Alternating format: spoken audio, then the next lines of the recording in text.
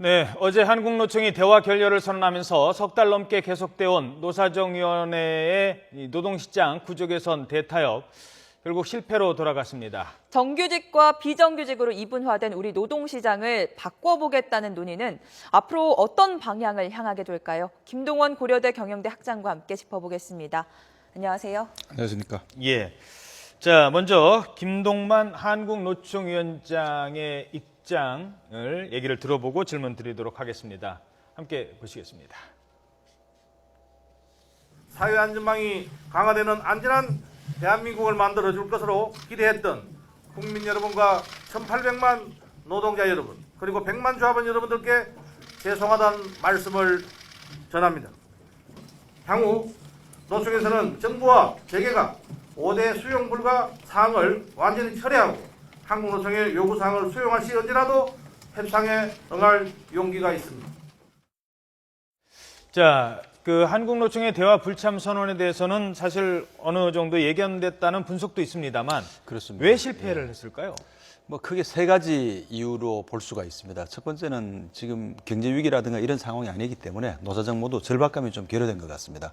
과거에는 우리가 주로 경제 위기 상황에서 노사정 대타협이 이루어졌었죠. 98년 같은 경우에. 예. 두 번째로는 시간이 좀 촉박했습니다. 이번에 아주 많은 이슈들이 있는데 그 많고 복잡한 이슈들을 지난 12월부터 시작했으니까 3개월 남짓 하면서 다 타결한다는 것이 아하. 물리적으로 좀 시간이. 어려운 예. 그런 점도 있었습니다. 세 번째는 정부 측의 전략이 조금 아쉬운 점이 있었습니다. 예를 네. 들어서 협상 카드로 쓸 수 있는 뭐 이 최저임금이라든가 이런 것을 그냥 미리 얘기를 하는 최경환 바람에 경제부총리가 이제 그 실제로 협상 카드로 쓰지 못한 이런 아쉬운 점이 있었습니다. 네. 예. 끝까지 발목을 잡았던 쟁점이 두 가지입니다. 일반 해고 요건 완화와 취업 규칙 변경 요건 완화하는 부분인데 이 부분 하나하나 좀 자세히 살펴보겠습니다. 먼저 일반 해고 요건 완화 방안인데요. 이게 일 못하는 사람 해고하기 쉽게 하겠다 이런 방안이라고 보면 되는 건가요?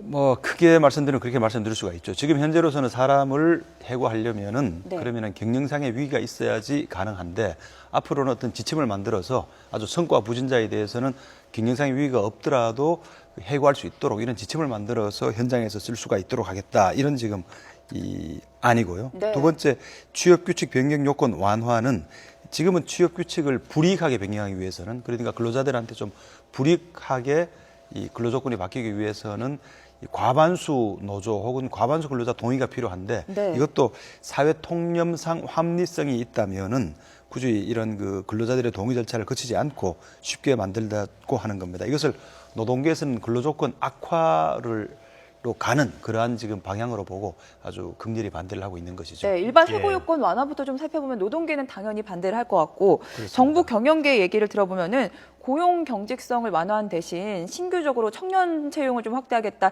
이런 입장인데 양측의 입장 모두 다 일리가 있거든요. 맞습니다. 정부 입장에서는 지금 그 우리가 정규직 비정규직 사이 양극화가 아주 심하기 때문에 이 정규직들의 고용을 좀 경직성을 완화시키고 네. 임금을 조금 내리게 되면은 그 재원으로 비정규직을 좀 더 보호를 강화할 수 있고 또한 청년 실업을 해소할 수 있기 때문에 그 반드시 청년 실업이라든가 비정규직을 보호하기 위해서는 이 정규직에 대한 고용 보호가 좀 완화될 필요가 있다. 이렇게 서로 양측의 주장이 지금 팽팽히 맞서는 이런 상황으로 볼 수가 있겠습니다. 해법은 없는 건가요? 그러니까 노사정위원회는 지금 어떻게 될 것 같습니까? 지금 뭐 회의도 하고 있다고 합니다만. 지금 노사정위원회는 뭐 상당히 어려운 입장입니다. 왜냐하면 그동안에 아주 공헌을 했던 이 협상이 타결이 되지 않았고 또 지금 뭐 위원장께서도 여러 가지 뭐 이제 생각을 하고 있는 것 같습니다. 지금 현재로서는 하지만은 지금 이게 우리가 완전한 실패라고 보기는 어렵습니다. 왜냐하면 아주 중요한 이슈 중에서 지금 비교적 통상임금이라든가 근로시간 단축이라든가 뭐 청년 실업에 관한 몇 가지 이슈들은 서로 의견이 접근된 게 많아요. 그래서 굳이 이걸 어려운 것, 뭐 아까 일반 해고라든가 뭐 취업규칙 불이익 변경까지 다 합쳐가지고 해결하자면 이건 해결이 안 되는 걸 우리가 확인을 했고 그럼 이번에 해결이 된 쉬운 것까지는 모여가지고 소타협 정도를 하면서 하나하나 차근차근 한꺼번에 다 되지 않는다면은 그러면 소타협을 연속적으로 하는 것도 방법입니다. 어차피 우리가 그 길을 가면 되는 거니까요. 그래서 이걸 완전 100% 실패라고 보기보다는 이번에 합의된 것만도 사실은 그것도 평소에는 합의되기가 극히 힘든 사항인데 이번에 같이 모여가지고 몇 달간을 서로 고생을 하다 보니까 합의가 된 거거든요. 네. 그것도 우리가 이번에 놓치지 말고 그거라도 붙잡고 지금 그 전체가 뭐 100이라면 뭐 절반의 성공이랄까요? 절반의 실패랄까요? 뭐 그렇게 볼 수가 있는 거기 때문에 그거라도 지금 붙잡고 그럼 그거라도 붙잡는 방법은 어떻게? 지금 안 하겠다고 지금 하고 있는 상황에서 어떻게 하면 지금 그거라도? 이제 이 노동계에서는 5가지 아주 중요한 사항들을 불가사항이라고 얘기를 네. 하고 있는데 지금 제가 말씀드린 사항들은 그 사항하고 조금만 겹치고 대부분은 따로 별개의 사항들입니다. 통상임금이라든가 이런 사항들은 그래서 근로시간 단축. 그렇죠. 이 네. 사항만 가지고 별도로 얘기를 하는 것이 아주 무리한 일은 아니기 때문에 그쪽에 대해서는 거의 노사정이 뭐 거의 80-90% 지금 노동부 장관도 7분 응설을 넘었다고 말씀하신 것처럼 웬만큼 다 지금 타결이 되어 있습니다. 그래서 지금 건질 수 있는 것만 건지는 것도 사실은 큰 수확이지요. 혹시 위원장이 네. 김대환 위원장이 사퇴를 하는 건 어떻게 생각하십니까? 그것도 참 사퇴를 한다는 것도 해도 쉬운 일이 아닌 것이 네. 이 노사정 위원장이라는 자리가 비상임직이고요. 그다음에 책임은 굉장히 큰데 권한은 거의 없습니다. 그래서 막상 사퇴를 하셔도 후임자를 누가 나설 것 같은 가능성이 상당히 적고 아하. 사퇴를 하게 된다면 아마 상당 기간 아마 공전 상태로 또 갈 수 없을 것 같죠. 갈 수밖에 없겠죠. 왜냐하면 후임자가 잘 나서지 않을 것 같고 후임자가 나선들도 지금 상황에서 뭔가 아주 그 획기적인 걸 하긴 어렵고요. 그래서 지금 아주 근본적인 구조를 개선하지 않는다면 지금 현재 이 상태에서 지금 꼭 사퇴하는 게 과연 이게 최선이냐. 본인이 말씀은 하셨지만 네. 그것도 좀 생각해 볼 필요가 있습니다. 그 앞서 말씀하신 어렵사리 의견 접근을 이룬 부분들 있잖아요. 통상임금이라든지 근로시간 단축 그렇죠. 문제. 이런 부분에 관해서 이제 공은 국회로 넘어갈 것이다. 이런 관측도 많거든요. 이게 이제 국회로 넘어가도 상황이 만만치가 않습니다. 이게 야당이 반대를 하고 있고 환노위에서 아마 여야 간 격돌이 심할 것으로 예상이 되거든요. 오히려 네.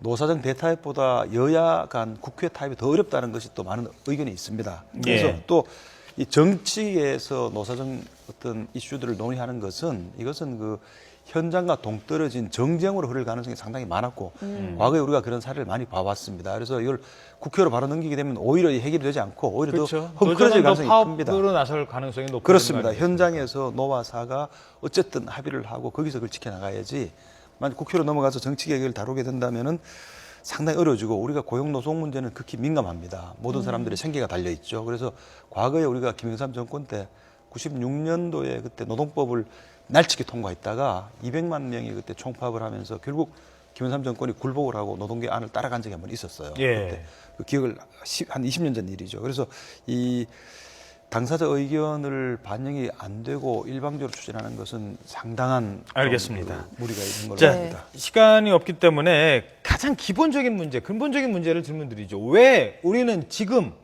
노동시장 구조를 개선해야 되는 겁니까?